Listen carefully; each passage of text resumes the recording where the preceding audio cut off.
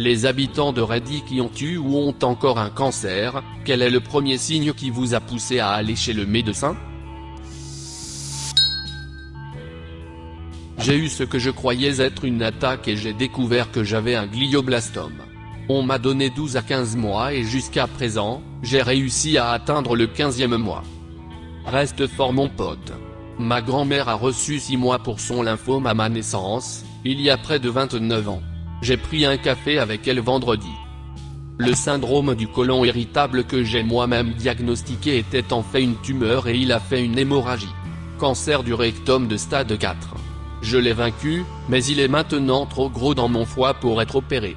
Je vis ma meilleure vie tant que je le peux. Je vous souhaite bonne chance. Je me suis aussi diagnostiqué avec le SI. Si jamais vous avez du sang dans vos selles, c'est plus qu'une simple éraflure de votre trou de cul sur du papier toilette bon marché. Vous devez faire vérifier cela par un médecin. Vous pouvez souffrir d'une mauvaise anémie, qui peut être due à une tumeur, une érosion ou un polype. Source: je suis médecin. Ne vous contentez pas de l'inscrire comme syndrome du côlon irritable et de l'ignorer. Je vous en prie. Edith, permettez-moi de vous dire aussi de ne pas considérer tout cela comme un avis médical officiel. Le principal enseignement que je tire de mes réponses à de nombreux commentaires est que la tranquillité d'esprit que vous pouvez avoir en découvrant que vous n'êtes pas atteint de la maladie de l'X vaut souvent la peine de faire un historique et un examen physique et de déterminer les prochaines étapes du diagnostic. Tous les patients n'auront pas besoin d'un scanner et d'une égue ou d'une coloscopie. Cependant, quelqu'un peut revenir sain et sauf, et souvent, cela vaut aussi bien la peine que de trouver quelque chose de définitif. Les médecins sont bien formés pour décider comment et quand soigner quelqu'un, mais vous ne pouvez jamais bénéficier de leur formation si vous ne leur racontez pas votre histoire. Chaque visite a une histoire et un aspect physique, et c'est souvent la partie la plus importante. Conseil personnalisé: si vous perdez du poids sans le vouloir ou si vous trouvez du sang là où vous ne le feriez pas normalement, consultez un médecin. Qu'est-ce qui, dans les tumeurs, provoque ces deux symptômes? Le cancer, par définition, provoque une forte croissance dérégulée. Vous perdez donc du poids parce qu'il utilise votre énergie et vos nutriments pour croître, et il saigne parce qu'une partie de cette croissance consiste à fabriquer son propre apport sanguin pour lui donner des nutriments et de l'oxygène. Ces vaisseaux sont nombreux et anormaux, ils sont donc plus sujets au saignement. Making its own blood supply, qu'est-ce que cela signifie? Chaque fois que votre corps se développe, votre système circulatoire se dilate pour le couvrir. Si vous prenez beaucoup de poids, votre corps va créer plus de vaisseaux sanguins afin que les nouveaux tissus puissent recevoir des nutriments et autres.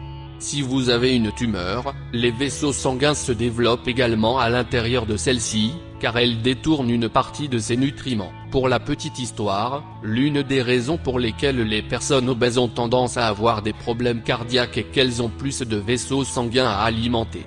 Leur cœur bat de plus en plus fort pour compenser l'augmentation du volume du sang.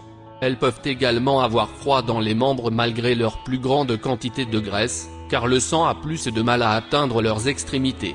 Notre corps est vraiment incroyable mais aussi un peu effrayant. J'ai senti un pop dans mon dos. C'était en fait une vertèbre qui se brisait. J'ai eu de fortes douleurs par la suite, et on m'a diagnostiqué plus tard un myélome multiple, un cancer du sang. C'était il y a 5 ans, et aujourd'hui je suis en rémission. J'avais une douleur persistante au milieu du sternum. Les médecins ont pensé qu'il s'agissait d'une costochondrite, essentiellement une simple inflammation d'une articulation. J'ai arrêté de faire de l'exercice et de soulever des objets lourds pendant 3 mois, mais cela n'a pas disparu. Finalement, j'ai commencé à avoir des sueurs nocturnes et des douleurs aléatoires. Après m'être fracturé la hanche, j'ai passé une IRM et subi une biopsie, et on m'a diagnostiqué un lymphome non-Hodgkinien de stade 4. J'ai fait de la chimio et je suis en rémission depuis 5 ans. Edith, je vois beaucoup de gens qui décrivent une douleur thoracique similaire et qui ont peur. Toutes les douleurs thoraciques ne sont pas des cancers et tous les cancers ne sont pas des douleurs thoraciques. J'ai senti la douleur dans ma poitrine parce que ma tumeur s'y développait.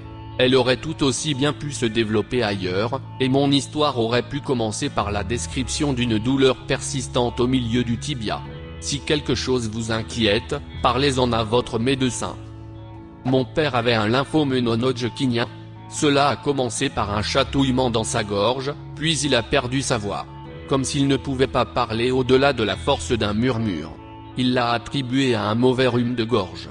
Il a fait la queue 5 semaines plus tard, et nous avons finalement réussi à le faire hospitaliser. Têtu qu'il était, une énorme tumeur a exercé une pression sur ses cordes vocales, ce qui lui a fait perdre la voix et lui a causé des difficultés à avaler. Il a suivi une chimiothérapie, s'en est sorti et a été en rémission pendant 7 ans avant que la tumeur ne revienne. Ensuite, il a subi une nouvelle chimiothérapie et une nouvelle radiothérapie. Ensuite, il est revenu dans son pancréas où il a eu des douleurs abdominales et d'autres difficultés mais ne nous l'a pas dit. Écoutez votre corps, s'il vous plaît. En tant que personne qui a perdu un être cher, si vous soupçonnez que quelque chose sort de l'ordinaire, n'hésitez pas à déranger le médecin pour des choses insignifiantes. Portez-vous bien. Prenez soin de vous, et tous mes vœux avoués à votre famille. Ma sœur a eu un lymphome non-Hodgkinien de stade 4 à 21 ans et son seul symptôme était une toux persistante. Les médecins n'ont cessé de lui dire que c'était une pneumonie ou une bronchite et de lui donner du sirop contre la toux et des antibiotiques. 6 mois après le début de la toux, ma mère l'a convaincue d'aller demander une radiographie pulmonaire. Le lendemain, elle a été admise au centre de cancérologie de notre ville pour une chimio intense. Elle a dû rester aux soins intensifs pendant l'administration de la chimio, car la tumeur poussait sur les tissus autour de son cœur et on craignait qu'elle ne saigne en raison de la réduction de la tumeur. Cela fera 20 ans en février prochain et depuis, elle n'a plus de cancer. Elle est mariée, a 3 enfants, et on ne sait jamais qu'elle est malade. Elle a eu beaucoup de chance, mais maintenant je suis paranoïaque à chaque fois que je tousse. Mon père est allé aux urgences après qu'une grosse bosse se soit formée sur son cou pendant la nuit. On lui a prescrit des médicaments contre les éruptions cutanées, mais il y est retourné après que rien n'ait fonctionné. Tout le monde, même les médecins, pensait qu'il s'agissait d'une réaction allergique ou d'une sorte d'éruption cutanée, mais après avoir recherché d'autres causes, ils ont découvert qu'il avait un lymphome de Hodgkin et une masse de 15 cm dans la poitrine. Cela fait plus d'1 an, il a terminé son traitement, et le cancer ne montre aucun signe de récidive. Saisie. J'ai eu des crises d'épilepsie de nulle part pendant la nuit. Pas d'antécédent de crise dans ma famille. J'ai passé un examen de la tête et ils ont trouvé ce qu'ils pensaient être une tumeur bénigne, astrocytome anaplasique, diagnostiqué 2 mois avant mon 22e anniversaire. 5 ans sans aucun signe de retour. Un soir, mon père était au lit et il a dit qu'il avait l'impression de s'étouffer, puis il a commencé à cracher du sang. C'est terrifiant. Quel genre de cancer avait-il? Il avait un cancer du rein, mais il s'était propagé à ses poumons. Est-ce qu'il va bien? Eh bien, il a été diagnostiqué en 2011. Il est décédé en avril 2020. Après avoir été diagnostiqué, il a dû subir une intervention chirurgicale qui lui a enlevé environ 1/3 de ses poumons et son rein droit. Ensuite, il a été contraint de prendre sa retraite. Pendant 6 mois, nous avons lutté pour de l'argent en raison des problèmes de sécurité sociale, mais une fois notre situation financière stabilisée, il a pu nous accompagner dans des endroits comme Disney World et l'Alaska. Il a pu voyager quand il se sentait bien et visiter des endroits qu'il n'aurait probablement jamais pu visiter. Comme il avait un cancer en phase terminale, il a lentement décliné et, avec le temps, il a pu faire de moins en moins de choses, mais nous sommes extrêmement chanceux qu'il se soit battu aussi longtemps et qu'il ait pu voir ma sœur se marier et que je sois diplômé. Je suis désolé pour votre perte, mais je suis heureux que ce soit une fin heureuse, dans la mesure où il a pu faire des choses qu'il aimait avec les personnes qu'il aimait. Mon mari de 33 ans a reçu un diagnostic de glioblastome inopérable, cancer du cerveau le plus agressif, en janvier 2019, alors qu'il avait 31 ans. Ce qui l'a poussé à consulter un médecin, c'est un mal de tête persistant qui n'a pas disparu avec le paracétamol et le sommeil. Nous avons découvert les tumeurs après avoir passé une IRM. Il va sans dire que nos vies ont été changées à jamais. Maintenant, nous sommes au bout du chemin, et cela a été une expérience pénible pour moi, en tant qu'épouse et soignante. C'est un voyage solitaire. Je ne le souhaite à personne et personne n'a la moindre idée de ce qu'est le glioblastome, à moins d'être passé par là. La durée médiane de survie est de 14 à 18 mois. Nous en sommes maintenant à notre 18e mois. et il nous reste quelques jours ou semaines. Chaque jour est un cadeau, et je suis heureux de pouvoir lui tenir la main tous les jours, même s'il se repose et dort la plupart du temps. Tant qu'il ne souffre pas et que les patchs de morphine fonctionnent, ça me va. J'ai vu deux tantes traverser cette épreuve avec des oncles et ma mère avec mon père. Être soignant est épuisant mentalement, physiquement, émotionnellement et spirituellement. Je vous souhaite autant de paix que possible. Je vous remercie. Certains jours sont plus faciles, d'autres plus difficiles. C'est la chose la plus dure, la plus douloureuse que j'ai jamais vécue dans ma vie. Le voir décliner, en quelques mois seulement.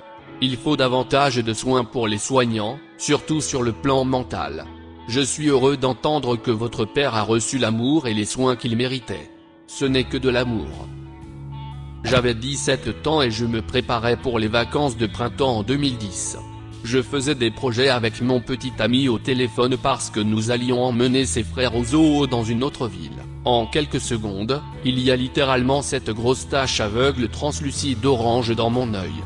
Je peux voir des formes sombres derrière, mais c'est super flou. Je me suis dit que j'irais chez l'ophtalmologue avant de partir le lendemain, mais ma sœur, qui travaille en fait pour le centre anticancéreux de ma ville, m'a dit que je devrais aller à l'hôpital parce que tout ce qui est bizarre avec la vision peut être super grave.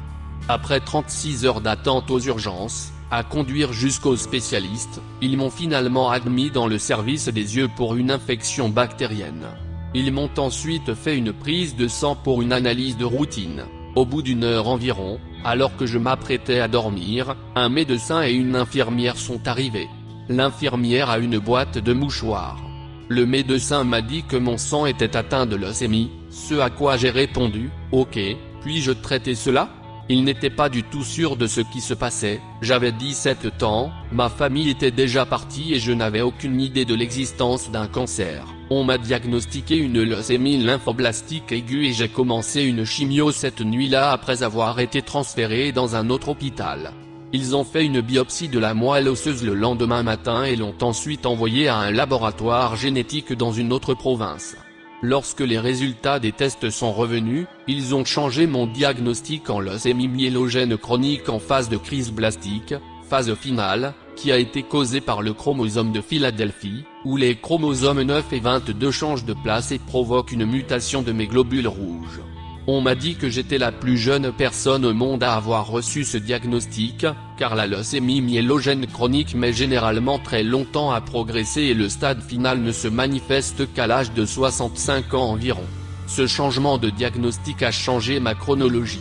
Au départ, ils avaient dit de 6 mois à 1 an, mais maintenant c'est 1 à 3 mois si je ne reçois pas de greffe de cellules souches ou de moelle osseuse. Tout cela parce que j'avais des caillots sanguins qui se produisaient dans tout mon corps à cause des anomalies de la forme de mes globules rouges, et celui de mon œil se présentait dans ma vision puisque les vaisseaux sont si petits. Edith, je viens de fêter mes 10 ans de rémission le 17 juin dernier et je suis en bonne santé. Ma sœur a fini par être compatible avec un marqueur ADN 10/10 et j'ai pu bénéficier d'une greffe de cellules souches le 17 juin 2010. Je suis toujours immunodéprimé et je prends du dasatinib tous les jours, pilule de chimio, mais je suis capable de vivre ma vie. Les covidiens ont été très inquiétants pour moi, mais j'essaie juste d'être aussi prudent que possible. L'année dernière, mars 2019, je, homme, 35 ans, me suis réveillé le matin pour aller aux toilettes. J'urinais du sang pur et épais avec de petits grumeaux. Après une grave crise de panique, j'ai commencé à avoir très mal. Je vomissais à cause de la douleur. Après une journée à l'hôpital et quelques scanners et tests plus tard, ils m'ont dit d'appeler mes parents. Donc vous savez que vous avez de mauvaises nouvelles. Il s'avère que c'était un cancer du rein. Ils m'ont enlevé le rein droit, heureusement aucun autre traitement n'a été nécessaire, et je vis la meilleure vie possible en ce moment. Si la tumeur dans mon rein n'avait pas commencé à saigner, je l'aurais découvert bien plus tard, probablement trop tard. Mon frère avait 11 ans quand il a commencé à avoir des symptômes. Il a commencé à perdre beaucoup de poids, et quand il jouait au foot, on aurait dit qu'il courait dans la boue et qu'il ne pouvait pas suivre le rythme des autres. Mes parents l'ont emmené chez le pédiatre et il n'arrivait pas à comprendre ce qui n'allait pas. Un jour, il s'est réveillé et il ne pouvait pas s'arrêter de vomir. Quand il a essayé de courir vers la salle de bain, il a continué à courir dans le cadre de la porte et ne pouvait pas marcher droit. Il a dit que les lumières lui donnaient mal à la tête. Nous l'avons emmené aux urgences et ils ont découvert qu'il avait une tumeur au cerveau, et ils l'ont opéré d'urgence le lendemain. Nous avons eu beaucoup de chance qu'ils décident de faire un scanner aux urgences, apparemment ils n'ont pas l'habitude de le faire sur les enfants. 2 opérations du cerveau et 1 an et demi de chimio plus tard, et il est maintenant en rémission. Aussi brutal que la thérapie puisse être pour les enfants et que le cancer infantile soit effrayant en général, je dirais que je suis heureux que beaucoup de cancers pédiatriques aient un bon taux de réponse à la thérapie lorsqu'elle est fondée à un stade précoce. Je suis heureux que votre frère se porte bien. J'avais environ 12 ans et j'ai remarqué une tache grise dans mon œil gauche, alors je suis allé chez l'ophtalmologue. Il s'est avéré que c'était un rétinoblastome. J'ai donc consulté un ophtalmologiste et il s'est avéré que c'était un rétinoblastome. J'ai rapidement fait enlever mon œil pendant 1 semaine et j'ai commencé une chimio. Et maintenant, j'ai un œil de verre qui doit être refait tous les 2 ans jusqu'à mes 16 ans. La veille de Noël 2018, mon père a perdu la capacité de parler, sauf pour la phrase « c'est fou ». On a appelé les secours parce qu'on pensait qu'il avait eu une attaque. Nous l'avons emmené à l'hôpital où l'imagerie a montré une tumeur sur le bord extérieur du cerveau. Le gonflement a provoqué une attaque. Il a été transféré dans un hôpital local plus grand. Ils ont fait des scanners du corps entier parce qu'il est assez rare d'avoir un cancer du cerveau. En général, c'est un cancer secondaire pour un autre site de cancer. Nous avons eu de la chance que ce soit le seul endroit où il y en avait un. Il a subi une craniotomie et 5 séances de chimio à forte dose en milieu hospitalier, et il est en rémission depuis 1 an. Que pensez-vous de ces histoires? Laissez un commentaire. Et abonnez-vous à la chaîne si vous voulez que personne au monde ne soit atteint du cancer.